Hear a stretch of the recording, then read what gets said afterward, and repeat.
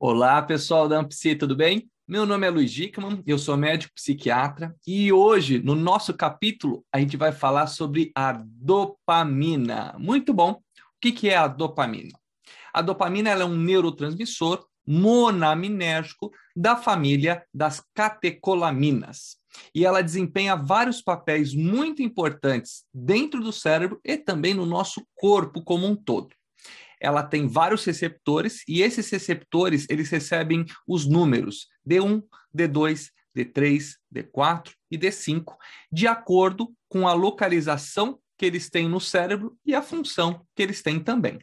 Para sintetizar a dopamina, a gente tem um aminoácido que chama tirosina, ele é convertido em L-dopa, e aí a L-dopa é descarboxilada, e aí ela forma a dopamina, tá? Existem várias áreas do cérebro onde os neurônios dopaminérgicos eles estão concentrados, ou seja, tem uma maior quantidade. As maiores regiões, com as maiores concentrações, se chamam substância negra ou substância negra, área tegmentar ventral do mesencéfalo. A dopamina ela tem várias funções e ela tem ações nesses neurônios dopaminérgicos e a função ela vai variar, né, de acordo com a via cerebral que está sendo estimulada naquele momento. São várias as vias dopaminérgicas que a gente já conhece dentro da neurociência e a gente vai citar algumas que são as mais relevantes, né? E que têm algumas implicações aí nos transtornos psiquiátricos, na psicofarmacologia associada a esses transtornos. A via mesolímbica é uma delas e ela se estende da área tegmentar ventral até o núcleo accumbens. E outras estruturas límbicas, elas têm importantes funções em relação à modulação de sensação de prazer, sensação à motivação, e por meio de reconhecimento de situações que são potencialmente gratificantes. Isso faz fazer gerar, né, a ativação do sistema de recompensa cerebral, o circuito da recompensa cerebral. Em situações que são patológicas, essa via ela pode ter o funcionamento modificado e uma das doenças, um dos transtornos que tem essa característica é a esquizofrenia.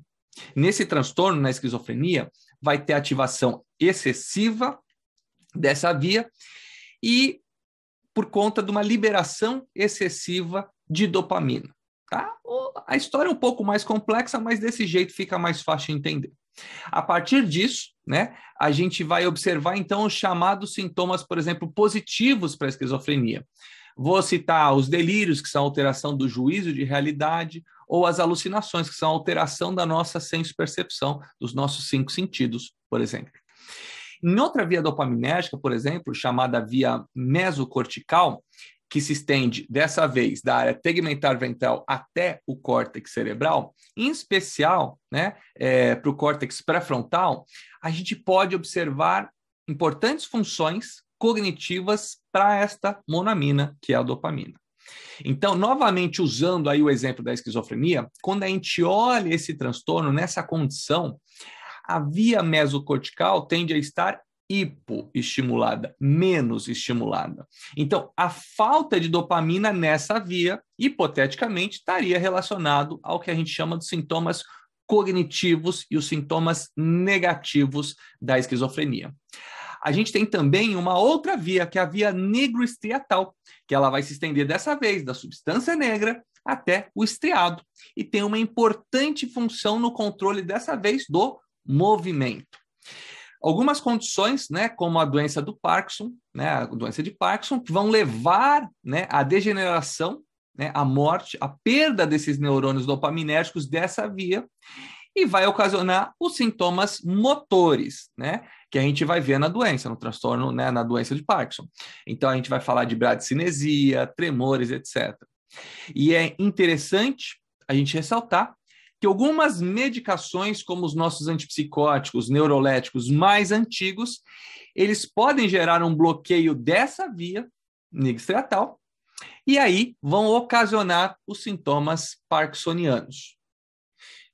Para finalizar, o que é importante? A gente pode citar também a via tubuloinfundibular, né, que se estende dessa vez do hipotálamo até a adenohipófise. E ela é importante para quê? Para a secreção de um hormônio que se chama prolactina. E o que a prolactina faz? Ela regula a produção do leite, né?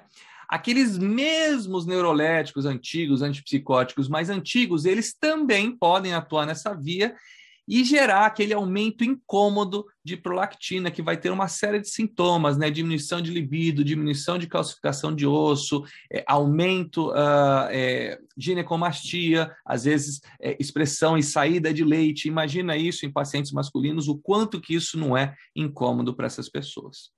Bom, eu acho que isso é um bom resumo do sistema dopaminérgico.